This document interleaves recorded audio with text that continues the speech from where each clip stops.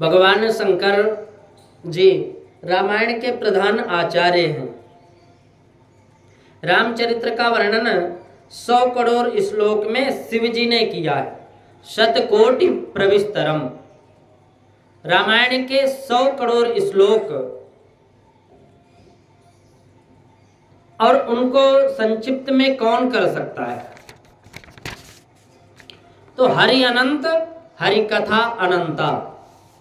शिव जी ने कहा मैं श्री राम जी की कथा करता हूं, सब दिन सतत राम नाम जाप करता रहता हूं, परंतु राम जी कैसे हैं वह मैं नहीं जानता। शिव जी की यह विनम्रता है, जो जानते हैं हम कुछ जानते नहीं, इस प्रकार समझकर जाप करते हैं, वे ही कुछ जानते हैं। जो कहते हैं हम जानते नहीं हैं और वो सब कुछ जानते हैं। भगवान शंकर सतत राम नाम का जाप करते हैं। ओंकार में जो शक्ति है वही शक्ति राम नाम में भी है, और राम नाम सब वेदों का सार है। एक बार महादेव बाबा के दरबार में देवता आए, ऋषि आए और राक्षस भी आए। महादेव बाबा का दरबार सबके लिए सब समय खुला रहता है। जब भी जाओ दर्शन भगवान भोलेनाथ के होते हैं। रात्रि के 12 बजे तुम राम जी के दर्शन करने जाओ तो राम जी के दर्शन होते नहीं, राम जी दर्शन नहीं देते। ये तो राजाधिराज है, शयन करते हैं। परंतु रात्रि 12 बजे कोई शंकर भगवान के, शंकर दादा के दर्शन करने जाए तो शंकर भगवान के दर्शन होते हैं। शंकर भगवान का दरबार बंद कभी नहीं होता, इनका दरवाजा बंद होता ही नहीं। ये तो कहते ही है कि रात्रि 12 बजे तो क्या, तुम रात्रि 2 बजे आना हो तो आओ, मैं तो बैठा ही मिलूंगा। अब आना हो, जब आना हो तब जाओ, आओ। जिसको आना हो वह आए। और सबके लिए यह शिव जी का दरबार, शिव दरबार खुला रहता है। राम जी के यहाँ हरेक को प्रवेश मिलता नहीं। राम जी के दरबार में तो उसी मातृ पितृ भक्ति रखता है जो मातृ पितृ में भक्ति रखता हो, राम जी जैसा संयम सदाचार का पालन करता हो।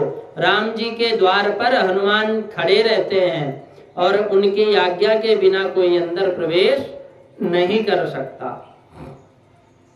राम दुआरे तुम रखवारे, होत न आज्ञा बिनु पैसारे।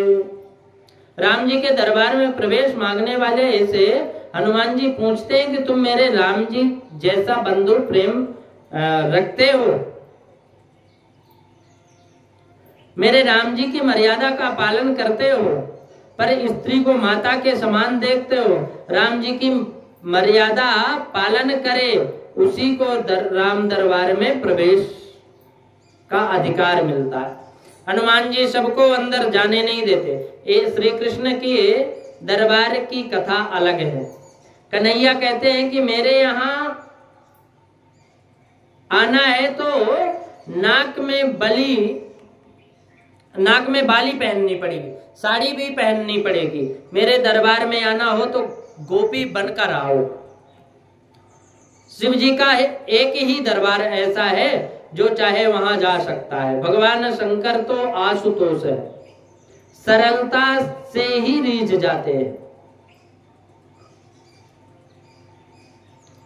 भगवान तो ऐसे सरल हैं कि मंदिर में चोरी करने चोर गया और छत्र निकाल रहा था, घंटी निकाल रहा था।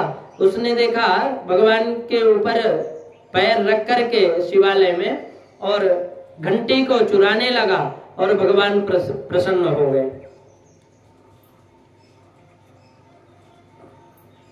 लोग भोग चढ़ाते हैं, धतूरा चढ़ाते हैं, पुष्प चढ़ाते हैं, दूध चढ़ाते हैं, दही चढ़ाते हैं।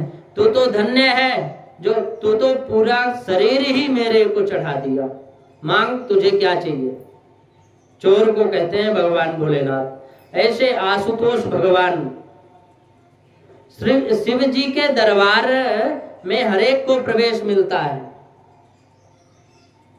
तुम मथुरा तो गए होंगे, मथुरा में भूतेश्वर महादेव, वहां के ब्राह्मण ऐसा कहते हैं कि सारे दिन तो देवता ऋषि पूजा करते, परंतु रात्रि 11 बजे के बाद यहाँ भूत आते हैं और शिव जी की आराधना करते हैं। भगवान शंकर तो सबके स्वामी हैं, जीव मात्र के ऊपर इनकी कृपा दृष्टि है।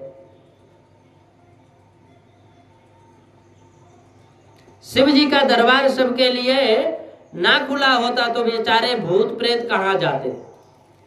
शिव जी के दरबार में देवता और ऋषि रामायण मांगने आए।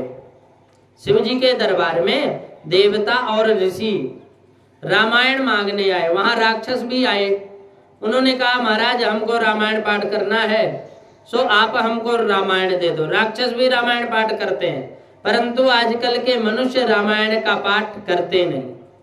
कितने ने ही लोग तो उपन्यास श्रृंगार की कथा बहुत पढ़ते हैं और मन को बिगाड़ते हैं, जीवन को बिगाड़ते हैं। जब तुमको फुर्सत मिले तब रामायण का पाठ करो, तुम्हारा पाप भस्म होगा। श्री हनुमान जी महाराज तुम्हारे ऊपर कृपा करेंगे। राक्षसों को भी श्री राम जी अच्छे लगने लगे।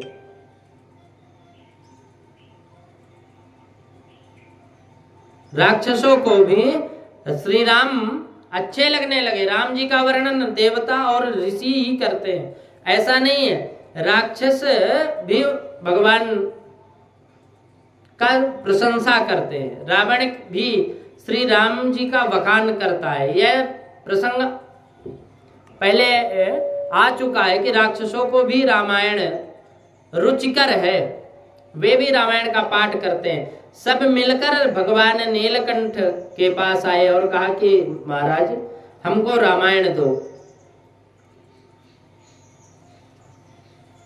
रामायण के श्लोक हैं 100 करोड़।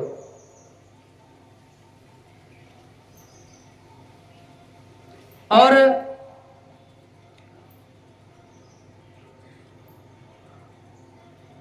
लेने वाले हैं 3 देवता, दैत्य और ऋषि।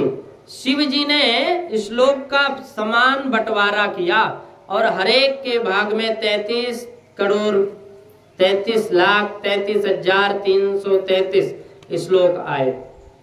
कुल 99 करोड़ 99 लाख 99,909 श्लोक वितरित हुए। उनमें 100 करोड़ में से 1 श्लोक बाकी बचा। जो यह 1 श्लोक बचा हुआ था तो 99 श्लोक वितरित हुए। 99,99,999 श्लोक वितरित हुए। उसके पास जब 1 श्लोक बचा, अब 1 श्लोक जो 1 श्लोक बचा हुआ था उसको भी तीनों मांगने लगे। तो देवताओं ने कहा कि हमें दो, ऋषियों ने कहा हमें दो और राक्षसों ने कहा हमें दो। 1 श्लोक के लिए तीनों झगड़ा करने लगे। दादा शंकर को झगड़ा जरा भी पसंद नहीं है। मंदिर में कभी कलह नहीं करना चाहिए, वहां भगवान भोलेनाथ नहीं रहते। मंदिर में जोर से बोलना नहीं चाहिए। प्रभु के दरबार में तो पशु पक्षी भी वैर को भूल जाते हैं।